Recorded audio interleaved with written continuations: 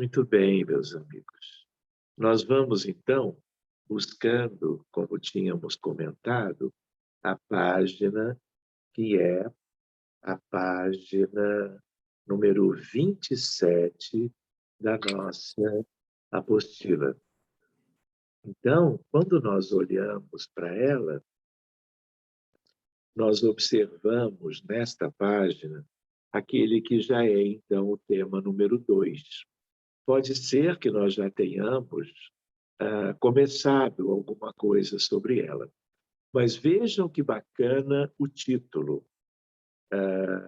Mediunidade, que é o nosso tema fundamental, metapsíquica e parapsicologia. Todos vocês, meus amigos, têm ideia de que há alguma relação entre essas questões. A nossa base é a doutrina espírita.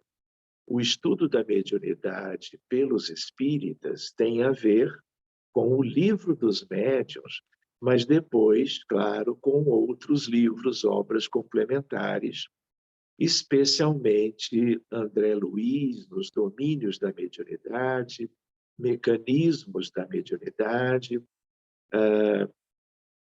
Hermínio Correia de Miranda, Diálogo com as Sombras, que é também um livro básico, eu diria até imperdível. Então, vamos ver o que é a ideia daqueles que confeccionaram a apostila para que nós entendamos bem o que é uma coisa, o que é outra. Nós vimos já, em algum momento, talvez em mais de um momento, com os que já estão conosco há mais tempo, a ideia de que os fenômenos psíquicos se dividem em fenômenos mediúnicos e anímicos.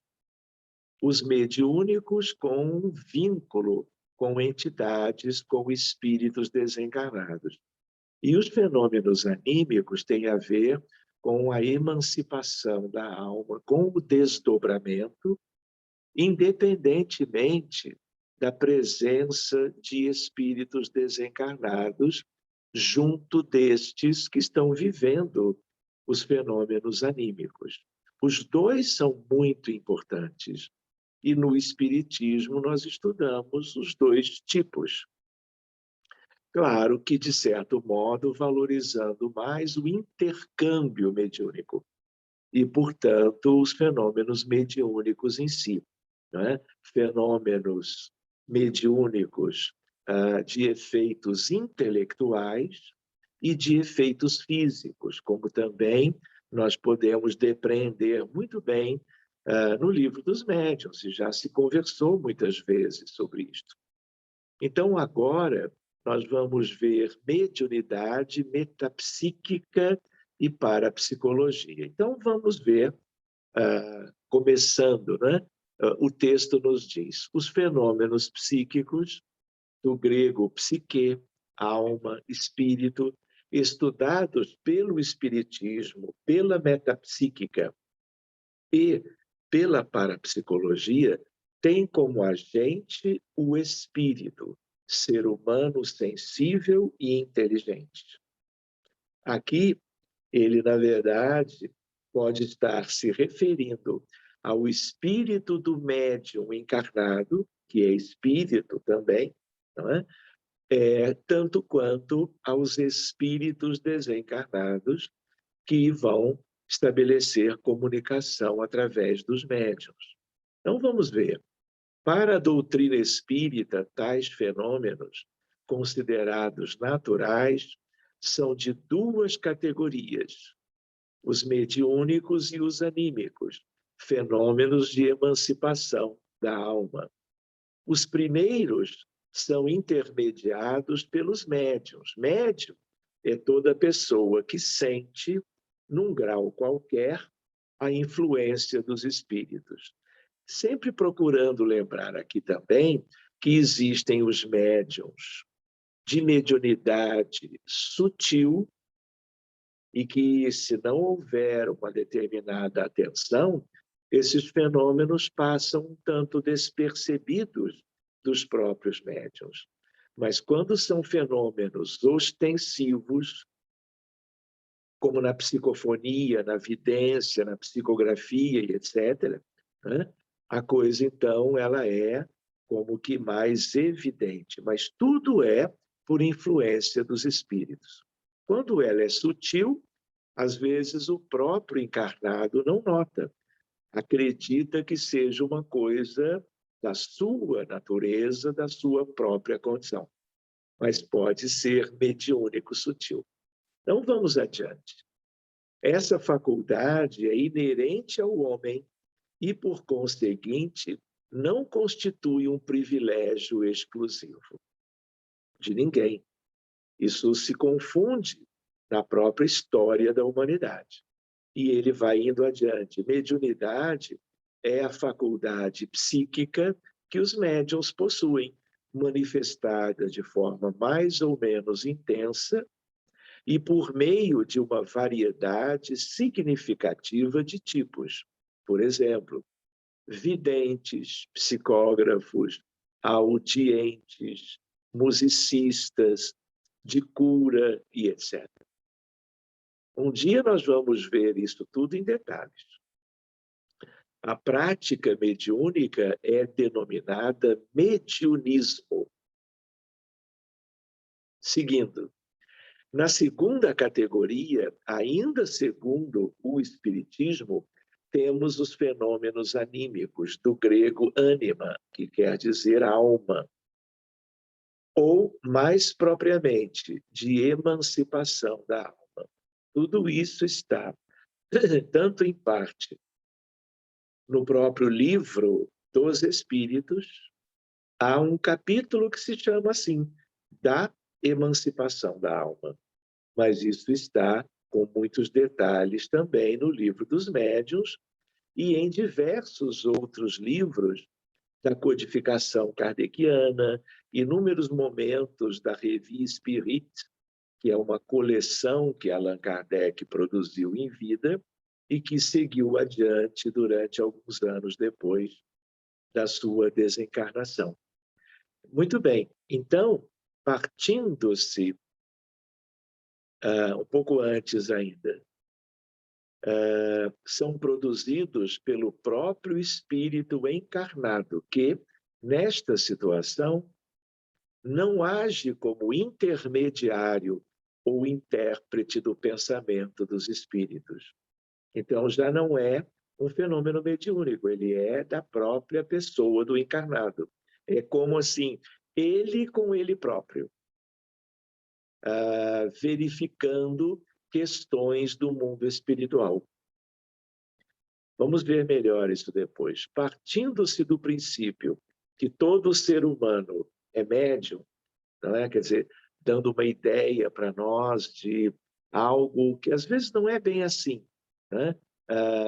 Porque nem todos são essencialmente médiums, mas se pode generalizar dessa forma, como uma ideia de que todos têm antenas psíquicas que permitam o contato com o mundo espiritual e com espíritos desencarnados. Partindo-se do princípio que todo ser humano é médium, o espírito André Luiz assim conceitua animismo, ou prática dos fenômenos anímicos. Conjunto de fenômenos psíquicos produzidos com a cooperação consciente ou inconsciente dos médiuns em ação. E mais, temos aqui muitas ocorrências que podem repontar nos fenômenos mediúnicos de efeitos físicos ou de efeitos intelectuais, com a própria inteligência encarnada comandando manifestações ou delas participando com diligência, numa demonstração que o corpo espiritual, que é o perispírito, pode efetivamente desdobrar-se e atuar com os seus recursos e implementos característicos como consciência pensante e organizadora fora do carro físico. Então, catalepsia, letargia, dupla vista, sonambulismo. Essas questões são exemplos de fenomenologia anímica e não mediúnica. Um dia nós vamos também ver isto com mais detalhes. Ou seja, esses fenômenos não há necessidade de presença de entidades se comunicando através daquele encarnado. Então, ele até pode ser médium, mas durante esses fenômenos, ele está vivendo uma experiência anímica e não mediúnica. Ou seja, uma mesma pessoa pode ser sonâmbula durante a infância ou a juventude, né? E, na mesma época, ou na vida adulta, ser médium. E mesmo na vida adulta, também pode ter experiências anímicas, porque na base, tanto do fenômeno anímico como do fenômeno mediúnico, está o desdobramento. A alma saindo do corpo físico. E é essa saída do corpo que permite, de algum modo, tanto todas as expressões mediúnicas como todas as expressões anímicas. O que eu quero lembrar? Se alguém escreve uma mensagem psicografada, ele está ou ela funcionando como médium. Mas para funcionar como médium, a sua alma tem que sair um pouquinho, pelo menos, em desdobramento do corpo físico, para que o perispírito se expanda, para que o perispírito agora, vamos dizer, desdobrado do corpo, possa ter contato com desencarnados, para uma escrita, para uma pintura, para uma psicofonia e assim por diante. Ou vidência, ou audiência, que são, então, já fenômenos mediúnicos. Todos os mediúnicos implicam em alguma saída do corpo. E o fenômeno anímico é também necessária a saída do corpo, mas sem a influência de entidades quaisquer. Agora vamos ver o restante do título, e aí vamos ver a questão da metapsíquica. A metapsíquica, ou metapsiquismo, indica, segundo a psicologia, um corpo de doutrinas, sem base no método científico, que se funda na aceitação da realidade dos espíritos. Fenômenos espiritistas, criptestesia. E aí ele vai adiante. A parapsicologia é uma tentativa de aplicação dos métodos científicos a esses fenômenos usualmente inexplicados para a psicologia básica, as escolas de psicologia que já aconteceram, especialmente de Freud para cá. Então, como ele vai dizer agora a seguir, a metapsíquica, ela começa com Charles Richer. Charles Richer era médico na França, foi prêmio Nobel de Medicina, se não me falha a memória, de 1913, trabalhando questões do sistema imunológico. E ele publica uma obra chamada Tratado de Metapsíquica, como se fosse um psiquismo, um estudo da mente humana em paralelo, não é? Ou mais adiante do convencional pela psicologia típica. Então, era uma obra em francês, no original, Traité de Métapsychique, e ela é uma obra conhecida dos estudiosos da mediunidade, dos estudiosos como que da mente humana e assim por diante. Muito bem, seguindo adiante, ele então vai dizer que Richer viveu entre 1850 e 1935. Então, Richer tinha como que 7 aninhos de idade quando Allan Kardec publicou o Livro dos Espíritos. E ele vai até o século XX, 1935, quando ele desencarna.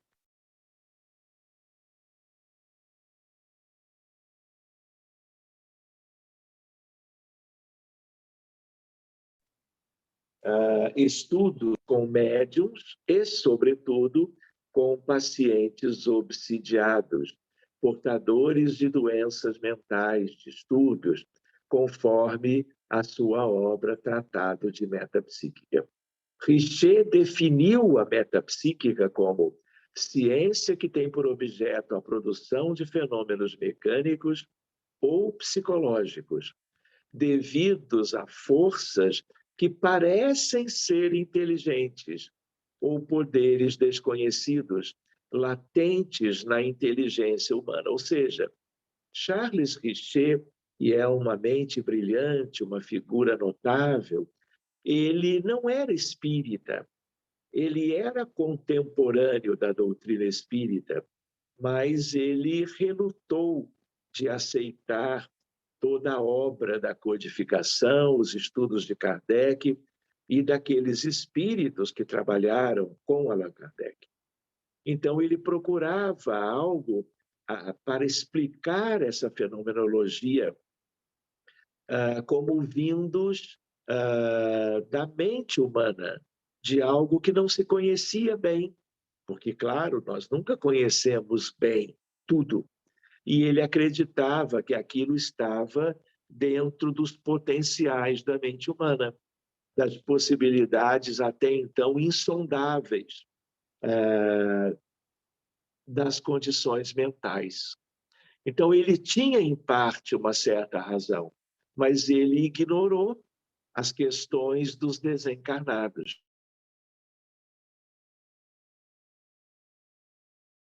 Amigos, vamos adiante. Ele classificou os fenômenos psíquicos com base no estudo da mediunidade em metapsíquica subjetiva e metapsíquica objetiva, tendo como referência, respectivamente, a mediunidade de efeitos físicos e de efeitos inteligentes, a proposta espírita de Kardec. Ele vai a essa condição mais adiante. No início, ele rejeitava os aspectos mais... Então, meus amigos, seguindo adiante, a metapsíquica abrange os fenômenos telecinéticos, palavra derivada de telecinesia, do grego tele, distância, cinésio, kinese, mover, movimento, a distância, juntando as duas. Significa a capacidade de mover fisicamente um objeto, com a força psíquica da mente. Então, por exemplo, seria analogamente ele querer considerar que as mesas girantes, que eram aquelas que se movimentaram no início nos Estados Unidos e depois em Paris e no restante da França, como se aquilo fosse movimento gerado pela mente dos vivos, pela mente dos encarnados, e não um fenômeno promovido por seres inteligentes invisíveis, que são os espíritos desencarnados. Pois bem, como se houvesse uma força mental capaz até de fenômenos muito evidentes para quem estivesse no mesmo ambiente, fazendo-o levitar, mover-se ou apenas ser abalado pela mente. Então, reparem, a ideia de fenômenos muito ostensivos, chamativos, e que pudesse vir da força de encarnados.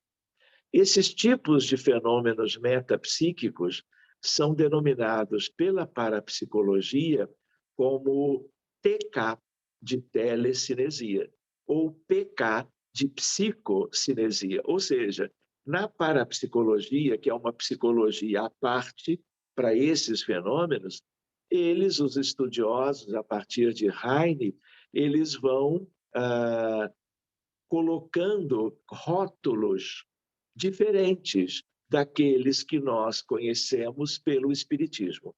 Como nós somos espíritas, é importante nós termos uma ideia alguma sobre parapsicologia e os estudiosos o que disseram a respeito, tanto quanto de metapsíquica, lembrando tipicamente de Richer, que também usou uma terminologia diferente. No dia a dia do centro espírita, dos estudos espíritas, nós não nos utilizamos destas outras formas para tentar rotular os fenômenos psíquicos, nos valendo, vamos dizer, daquilo que nós temos nos conteúdos doutrinários espíritas, que é a nossa base e que pode ser muito bem compreendido por espíritas do mundo inteiro e até pelos espíritos que trabalham na seara mediúnica, na seara do animismo, mas especialmente na mediúnica conosco. Para Richer e seguidores, a telecinesia ou telecinésia é possível, porque o indivíduo mobiliza de forma inconsciente energias fisiológicas, vamos dizer, fluido vital, do duplo etérico do encarnado, que impregnam um determinado objeto, movendo-o. A telecinésia seria uma exteriorização do psiquismo inconsciente. Ou seja, de novo, ele está considerando algo que o Espiritismo também estuda, que é a ideia de um trabalho anímico, de um exercício fluídico que chega ao ponto de tirar objetos do lugar. Mas nós vamos estudar mais adiante que os fenômenos de efeitos físicos, quando luzes se acendem dentro de casa, ventiladores são acionados sem que tenhamos uma explicação, televisões são ligadas sem que ninguém mexa no controle remoto, pedaços de vidro de uma parte da casa qualquer podem trincar ou mesmo quebrar. Às vezes são fenômenos de perfumes que passam a existir no ambiente sem que ninguém tenha aberto um frasco qualquer de qualquer substância química. Então, meus amigos, o que acontece? É como se fora uma força mental, a manipulação pelo próprio encarnado do fluido que ele possui no seu duplo etérico. Então, isso existe. Isso existe também, mas é anímico. Mas é muito mais comum que seja mediúnico. E aí, então, significa que no ambiente onde esses fenômenos acontecem, também existam desencarnados, que usam o fluido do encarnado e vão gerando movimentos que são como que algo para se chamar a atenção. Como nós vimos numa época os fenômenos da tipologia, das batidas na casa das irmãs Fox, nos fenômenos de Hydesville, quando nós víamos um pouco da história dos precursores médiuns de efeitos físicos, como aquelas 3 irmãs. Pois bem, seguindo adiante um pouquinho, atualmente a telecinesia é estudada de acordo com a metodologia científica. Dá para colocar a ciência, a metodologia científica, que é variada para toda essa fenomenologia.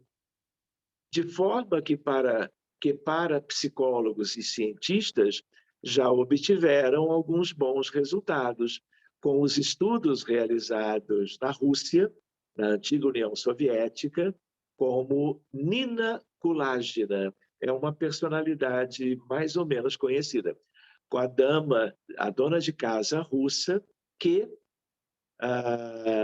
durante muitas décadas foi estudada e testada por vários parapsicólogos e cientistas em geral, os quais concluíram que ela realmente possuía telecinese, além de outros chamados poderes paranormais. Uma curiosidade, uma observação: na maioria dos casos de médiuns ostensivos, médiuns espíritas, médiuns na Umbanda, médiuns em outras denominações religiosas com mediunidade ostensiva, é comum que nas casas, nos ambientes deles, no dia a dia, surjam esses fenômenos, por causa do potencial fluídico que eles também têm. E como eles são médiums, e eles, por serem médiums, em cada fenômeno mediúnico, eles desdobram, no desdobramento, eles doam fluidos com mais facilidade. Aí vai uma espiritualidade de uma natureza qualquer e usa esses fluidos para causar fenômenos curiosos dentro de casa. Então, essa fenomenologia não nos interessa muito. O que nos interessa agora é nós, primeiro, fazermos alguma analogia entre mediunidade, metapsiquismo, né? E a parapsicologia. Mas também nos interessa que nós compreendamos estas ciências.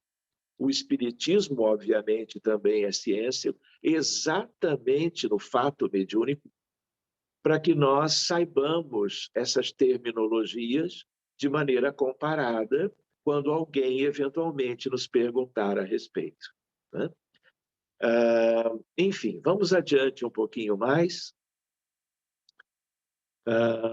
Onde é que eu estava? Veja, durante muitas décadas, mina colágena foi estudada e testada por vários cientistas que concluíram que ela possuía isto, além de outros poderes paranormais. É curioso, porque a raiz é a mesma. Os paranormais, para a parapsicologia, paranormais autênticos, para a parapsicologia e para a metapsíquica, em geral, também são médiums. Então, a mesma pessoa, num momento, numa ocasião, numa circunstância, pode dar margem a um fenômeno de telecinésia, por exemplo, e em outro momento sentar numa mesa, concentrar-se e escrever uma mensagem assinada devidamente por um autor espiritual desencarnado. Por quê? Porque essa facilidade para desdobrar, ela é importante nos dois tipos de fenômeno. Então, quem pode uma coisa, em geral, pode outra. Querem ver uma curiosidade? Vale a observação. Como a Terra é um planeta hospital, é um mundo de espíritos doentes, são milhares de diagnósticos em medicina, no campo das doenças clínicas e das doenças mentais. Então, a mediunidade de cura, examinada por Kardec no Livro dos Médiuns, magnetismo de cura, é algo valioso no passe, na imposição de mãos, nas preces intercessórias. Então, tudo isto tem a ver com o estudo da mediunidade de efeitos físicos. Então, os médiuns de fenômenos muito chamativos, muito curiosos, inclusive, em geral, se eles estudarem o espiritismo, se eles se filiam a um centro espírita qualquer, no Brasil ou no mundo, se eles entenderem que fosse a Nina Colágena, não é? Ou que fosse a Madame Elisabeth d'Espérance, também na França, um dia vamos falar sobre ela, se já não falamos. O que acontece? Eles são médiuns curadores, de uma forma muito espontânea e natural. Então, se eles estudam a doutrina espírita, se filiam a um trabalho de uma casa espírita, serão úteis na fluidoterapia presencial e ou na fluidoterapia à distância, como o reencontro trabalha nas quintas-feiras, todas elas às 15 horas no horário de Brasília, que você já deve ter ouvido falar. Muito bem, então vejam a importância do estudo doutrinário espírita, para que nós direcionemos as habilidades fluídicas mediúnicas, os potenciais da mente humana, do corpo físico, do duplo etérico, para algo que some em favor da saúde humana, da vida do ser humano que procura a casa espírita por uma doença, um transtorno qualquer. Um dia vamos voltar a isso. Muito bem, então vejam lá algo curioso ainda. Nos estudos registraram que quando Nina realizava telecinese, ela passava por mudanças físicas extremamente aceleradas e alteradas nos batimentos cardíacos. Chegava a 240 por minuto. Isso é curioso. Aí já vem o cardiologista querendo fazer uma observação. O médium encarnado, se durante um transe mediúnico ou um transe anímico, a frequência vai a 240, tem algo que preocupa. Porque esta não é uma taquicardia simples de alguém que, durante uma atividade que traz um certo estresse biológico, ou a partir das questões psíquicas, vá, por exemplo, a metade disso, a 120. A 120 não preocupa, mas a 180, ainda mais 240, isso é uma arritmia cardíaca. E aí é o caso de monitorar isso tudo para que isso não aconteça, porque isto pode gerar um problema no aparelho cardiovascular que é completamente indesejável num fenômeno qualquer, psíquico, mediúnico, anímico e assim por diante. Então, talvez naquela altura não se fizesse o eletrocardiograma, mas estaria indicado para se verificar que história é essa de 240 batimentos por minuto. Muito bem, outra ideia, eles viam ondas cerebrais e o tal campo eletromagnético. Isso ainda está de uma maneira um pouco confusa no texto. Um dia também podemos ver isso com mais detalhes. O que é essa história de campo eletromagnético? Quem utilizou, que ferramenta para medir o quê? De Nina Kulágina. Em 1990, enquanto ela realizava uma suposta demonstração telecinética, vejam, eu comentava isso há pouco, acabou morrendo por um ataque cardíaco. Por quê? Porque não foi bem monitorado. Faltou o clínico, faltou a doutora que pudesse monitorar isso. Porque em 1990, nós já tínhamos praticamente tudo na medicina para monitorar um caso como esse de uma maneira correta. E como isso não foi feito, lamentavelmente, vejam só, isso não é espiritismo. Isso foi uma pesquisa em que o controle não foi adequado, por isso está o resultado. Vejam só. E o que é curioso é que aqui no texto, quem trouxe esse parágrafo não se deu conta, porque não fez a observação de que a coisa não foi devidamente acompanhada. Seguindo um pouquinho mais, ele vai falar da metapsíquica objetiva.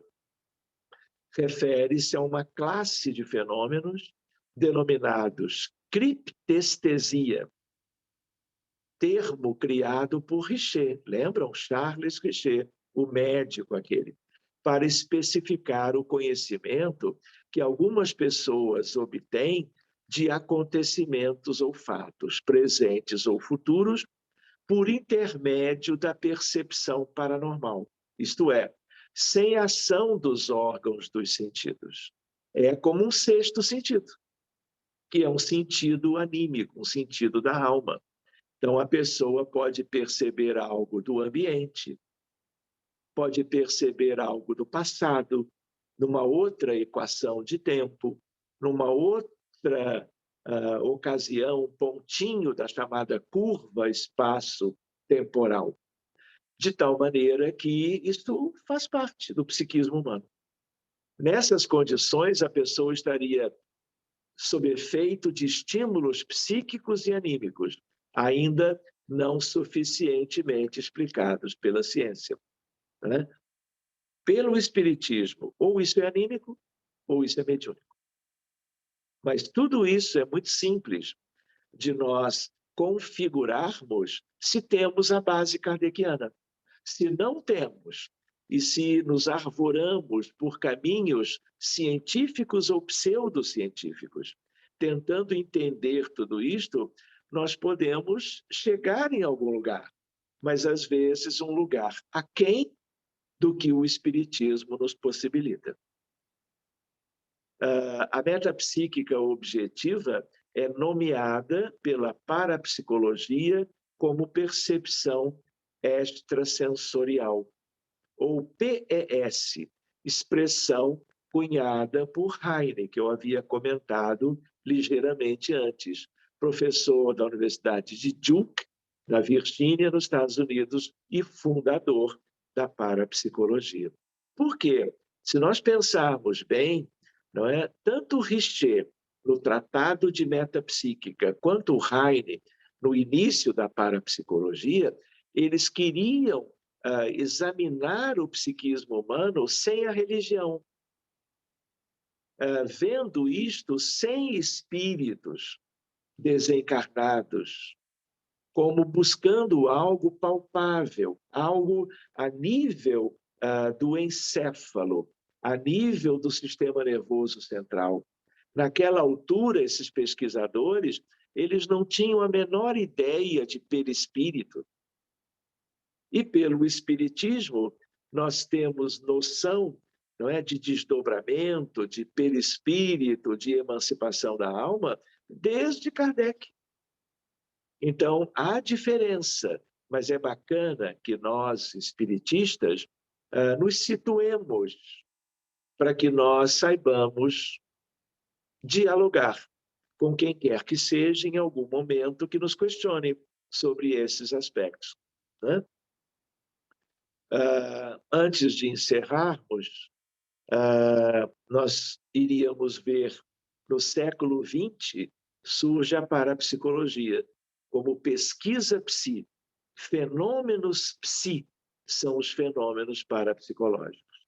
Mas na semana que vem, pela hora que nós já temos, nós vamos voltar deste ponto. Sugiro aos amigos do grupo a leitura desde o início da apostila, especialmente a leitura que foi feita hoje, e nós já podemos avançar um pouquinho.